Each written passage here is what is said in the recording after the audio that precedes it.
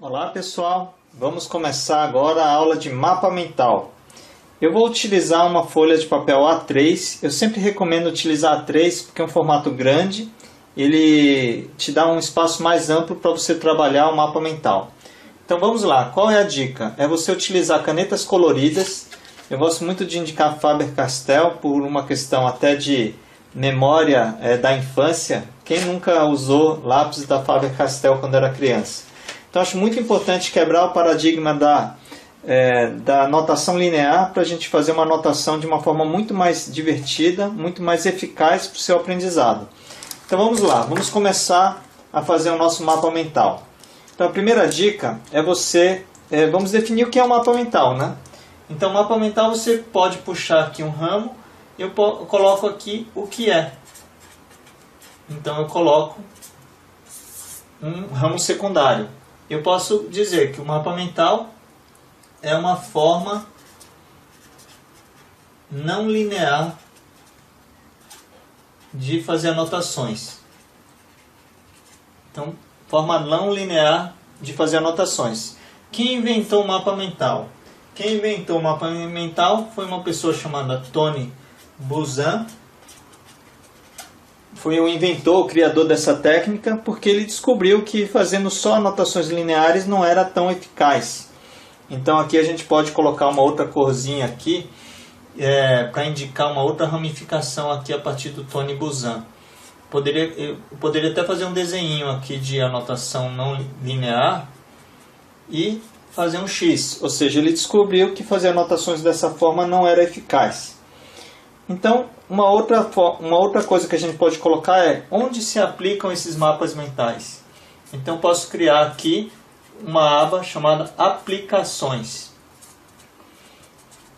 Então, o mapa mental tem sido muito usado para estudo, principalmente quem precisa fazer estudo de uma quantidade muito grande de informações. Então, se você pesquisar mapas mentais e concursos, você vai ver que tem muita aplicação de mapas mentais para estudos, mas não só de concursos.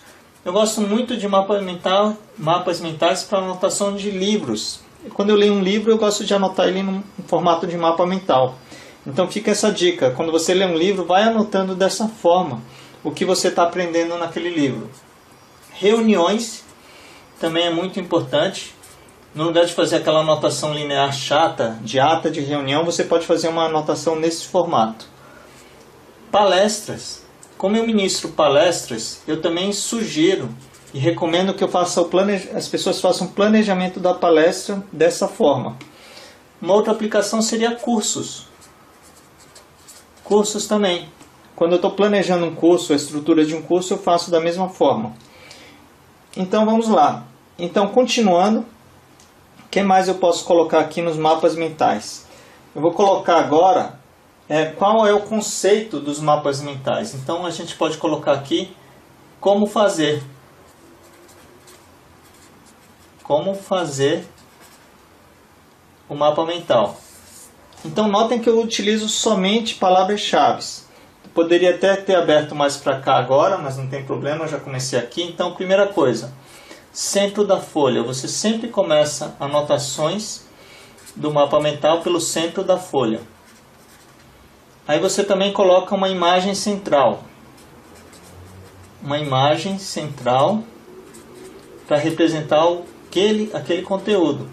Opa, central. Então aqui eu poderia desenhar um mapinha assim, para dar uma ideia de mapa. Então você pode deixar mais ou menos isso. Usar cores também é importante.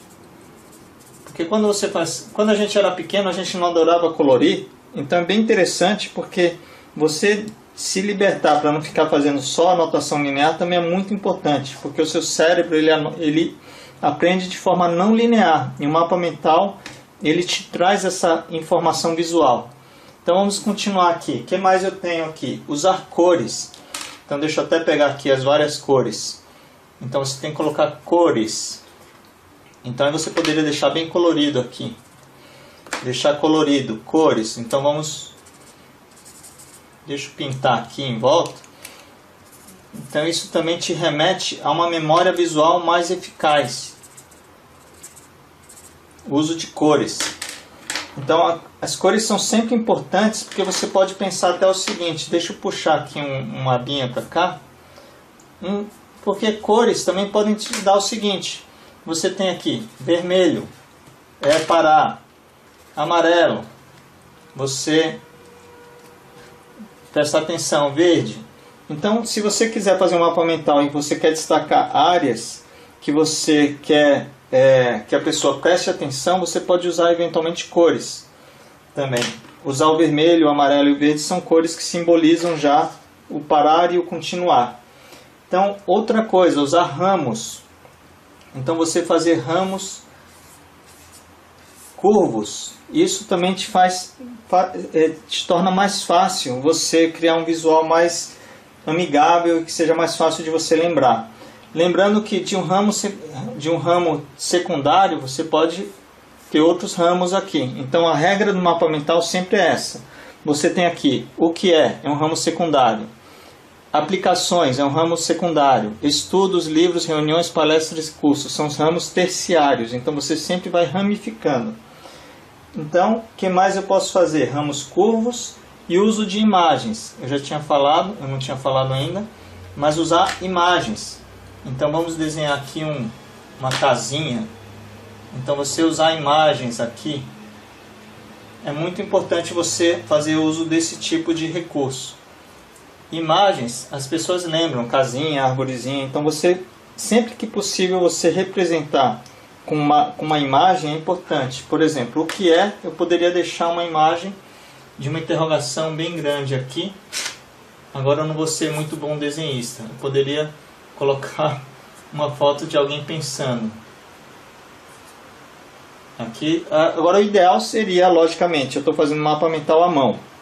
Mas se você estiver usando uma ferramenta digital, você colocar alguém pensando.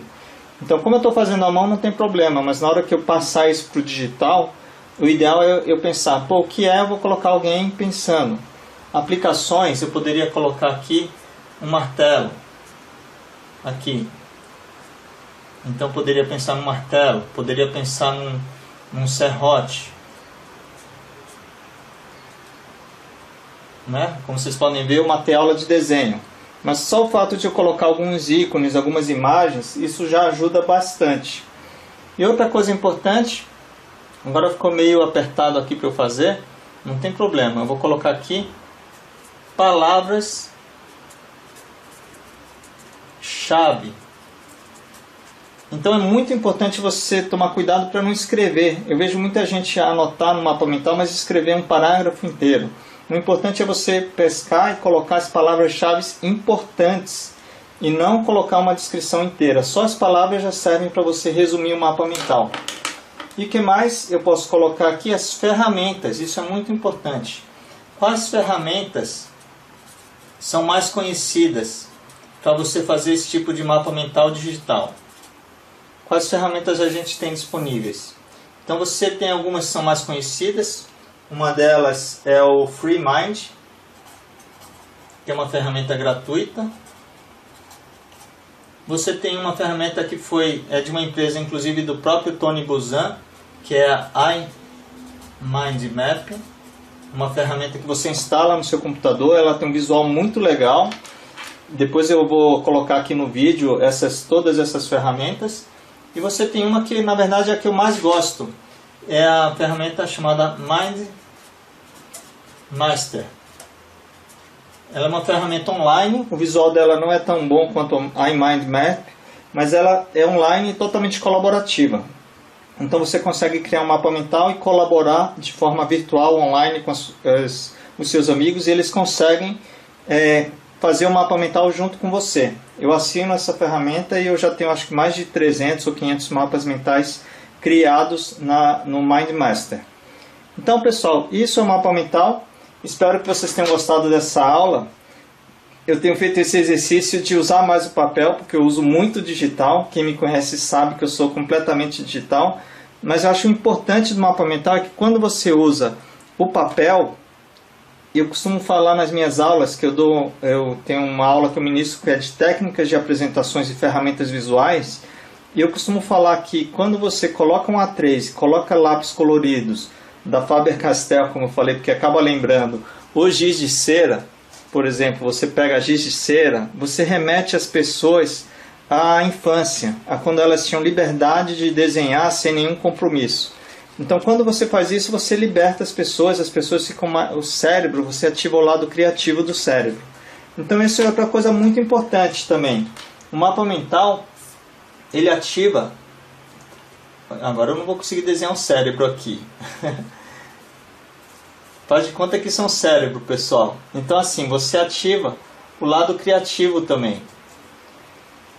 Porque você ativa uma memória visual, então ele é muito mais interessante porque você faz com que o cérebro memorize de uma forma muito mais fácil. Por exemplo, quando eu estou fazendo uma anotação de uma palestra em mapa mental, quando eu uso o formato linear, eu sou meio mecânico, eu só vou copiando. Mas quando eu tenho que preparar, decidir aonde eu coloco cada palavra-chave, como eu fiz agora, decidi colocar o cérebro aqui, automaticamente você aumenta muito mais o seu poder de memorização. Então, fica essa dica. Espero que tenham gostado dessa aula de mapa mental. E uma dica, comprem um caderno A3 e canetas coloridas e comecem a praticar em casa. Ok? Então, até a próxima aula. Um abraço e até mais.